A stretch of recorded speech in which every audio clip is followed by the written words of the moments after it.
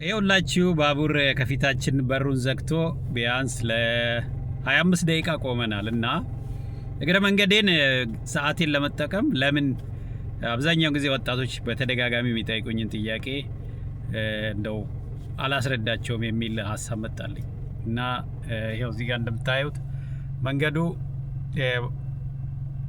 ዞር አድርጌ ላሳያችሁ። የትራፊክ ላይኑ መንገዱ ዝግ ነው ያለውና ይኸው እንደሚታያችሁ ማለት ነው። አሁን መናገር የፈለኩት በተለይ ስኮላርሺፕ የምትፈልጉ እና የተለያየ የትምህርት እድል ለምትፈልጉ ወጣቶች አጠር አድርጌ ዋና ነጥቦቹን ልንገራችሁ፣ ምን እንደሚጠቅማችሁ ለማሸነፍ።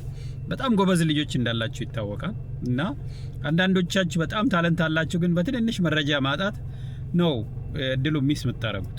ሀገር ውስጥ የሚሆን ሀገር ውጪ ቆንጆ የትምህርት ለማግኘት ማለት ነው። አንደኛ ቆንጆ ውጤት ከመመረቅ በፊት በተቻለ መጠን ይሄ ምንም ጥያቄ የለውም፣ ቆንጆ ጂፒኤ ያስፈልጋል። ቢያንስ 3.2 እና ከዛ በላይ ማምጣት አለባችሁ። ውጤት ብቻ ግን አይደለም። ጥሩ ሪኮመንዴሽን ሌተር፣ አስተማሪዎቻችሁ ቆንጆ ድጋፍ ደብዳቤ የሚጽፉላችሁ መሆናችሁ መረጋገጥ አለበት። የምትበጠብጥ ከመምህራን የምትጣላ ምናምን አስቸጋሪ የነበርክ ተማሪ ብትሆን የሚያበረታታህና ድጋፍ ደብዳቤ የሚጽፍልህ መምህር አታገኝም ማለት ነው። ምክንያቱም በአንድ አመት ቢያንስ 20 ስኮለርሺፕ ማመልከት አለብህ ለማሸነፍ። ከ20 እስከ 30 ለእያንዳንዱ 3 ካስፈለገ እስከ 60 ሪኮመንዴሽን ያስፈልጋል ማለት ነው። ስለዚህ ደጋግማችሁ አንድን መምህር መጠየቅ ያስፈልጋል። ይሄንን ርቀት እንደሄድላችሁ ማታሰለችሁት ታታሪነታችሁንና ጥረታችሁን ለሚያስተምራችሁ መምህራን ማሳየት አለባችሁ ከመመረቃችሁ በፊት። እንደዚህም ደግሞ ስራ ቀጥረው ለሚያሰሯችሁ አለቃዎቻችሁ፣ ለሜንተሮቻችሁ ማለት ነው። በሶስተኛ ደረጃ ጥሩ ሜንተር ያስፈልጋል። ለምሳሌ ጀርመን ሀገር መማር የምትፈልግ ከሆነ አሁን ጀርመን እየተማረ ያለ ኢትዮጵያዊ እየተማረች ያለች ኢትዮጵያዊት መያዝ በጣም ነው የሚጠቅምሽ ማለት ነው።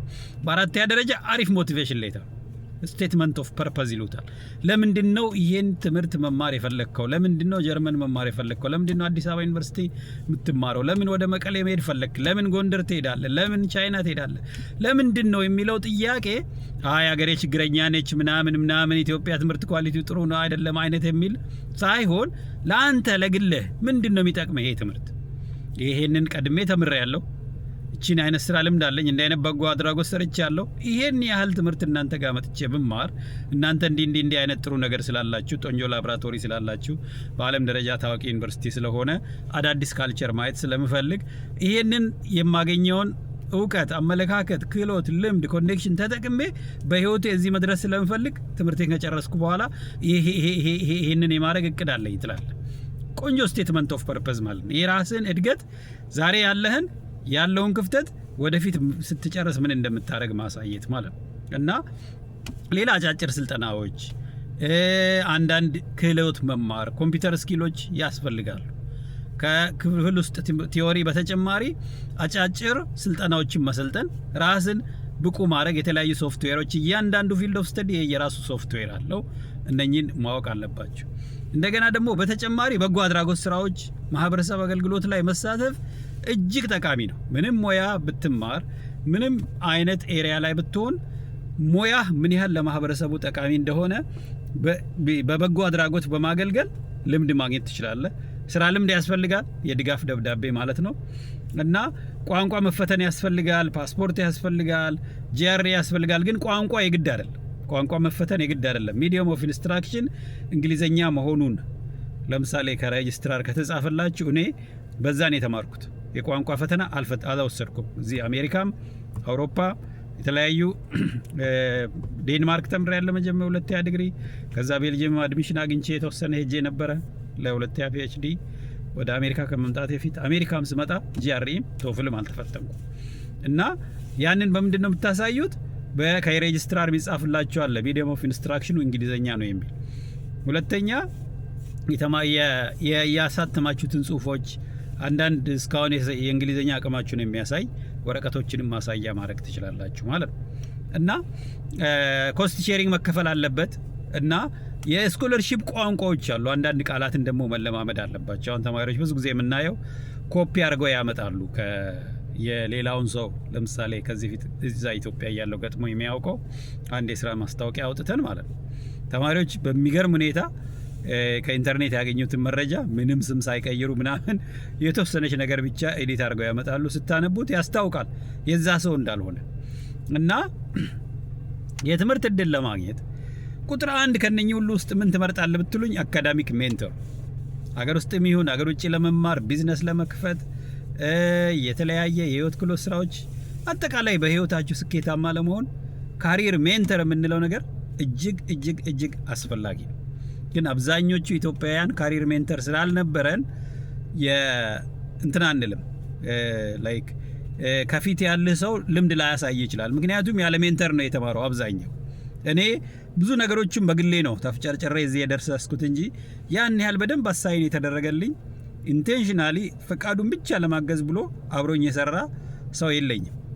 ካሪር ሜንተር ግን አሁን እዚህ ወዳደጉት ሀገሮች ስመጣ ነው ያየሁት። ለምሳሌ ነብራስካ ብትሄዱ ነብራስካ ሜንተሪንግ የሚል ትልቅ ዩኒቨርሲቲ ኦፍ ነብራስካ ውስጥ በጣም ትልቅ ዲፓርትመንት ነው ያለው። ሁለተኛ የሙያ ማህበራት አባል መሆን አለባቸው። ለምሳሌ በፊዚክስ የተመረቅ ከሆንክ የኢትዮጵያ ፊዚክስ ባለሙያዎች ማህበር፣ የጤና ተመራቂ ከሆንክ የኢትዮጵያ የሐኪሞች ማህበር፣ የነርሶች ማህበር፣ የፐብሊክ ሄልዝ ባለሙያዎች ማህበር፣ የኒውትሪሽን ኤንድ ፉድ ሳይንስ ባለሙያዎች ማህበር ምናምን እየገባችሁ ታታሪነታችሁንና በየቀኑ እንደምትማሩ እና ከሙያ አጋሮቻችሁ ጋር ህብረት እንደምትፈጥሩ ማሳየት አለባችሁ ማለት። ስለዚህ ቁጥር 1 ምን ብያችኋለሁ? ሜንተር ያስፈልጋል። ለምሳሌ አዲስ አበባ ዩኒቨርሲቲ ፒኤችዲ ለመማር ብዙ ዙሪያ ጥምጥም ከምትሄድ አሁን አዲስ አበባ ዩኒቨርሲቲ ፒኤችዲ እየተማረ ያለ ሰው ብትጠይቅ በሙያ ያ ሰው ላይፍን ኢዚ ያደርግልሃል። ታዲያ ሜንተር ጋር ስትሄዱ ደግሞ አደራ፣ ብዙ ጊዜ የምንቸገረው የኢትዮጵያ ወጣቶች ጋር የምንቸገረው ምንድነው? አብዛኛው ወጣት ለምሳሌ ቀጠሮ ታረግና ይቀራል፣ አይመጣም። ወይም ዛሬ ሜንተር ነኝ ብለህ እሺ ካልከው የዛሬ ሳምንት 10 ኢሜይል ይልክልሃል። እየጨቀጨቀና በቃ እንትን ያሳጣሃል፣ የሆነ ሳፎኬት ያደርጋል። ንዝንዝ በቃ አለ አይደል? አንድ ነገር የኢትዮጵያ አባባል ልንገራችሁ፣ ወዳጅህ ማር ቢሆን ጨርሰ አትላሰው የሚባል ንግግር አለ። ምን ማለት ነው? ከሰው የምትፈልገውን ነገር መገደብ አለብህ። አንድ ሰው አንድ ነገር ሲያረግልህ፣ ሁለት ነገር ሲያረግልህ ደጋግመህ እዛ ቦታ ላይ እያንኳኳ ማደንዘዝ የለብህም ያንን ሰው ወይም ያቺን ባለሙያ ማለት ነው። ስለዚህ በመጠኑ መጠየቅ። ሁለተኛ ነገር ሰዎች ቢዚ ሊሆኑ ይችላሉ፣ መረዳት። በጣም ብዙ በኢትዮጵያ ወጣቶች ጋር ስሰራ ያላየሁት አይነት ባህሪ የለም። አንዳንዱ ወጣት ኢሜይል ጽፎልህ ምናልባት ሳይመች ቀርቶ ወይ ጥያቄው አንተ ማድረግ ከምትችለው በላይ ሆኖ ጸጥ ስትል በማግስቱ ስድብ የሚልክልሃል። ኢሚዲየትሊ ሊንክዲን ላይ ምናምን ሄዶ መጥፎ ነገር መጻፍ ይጀምራል።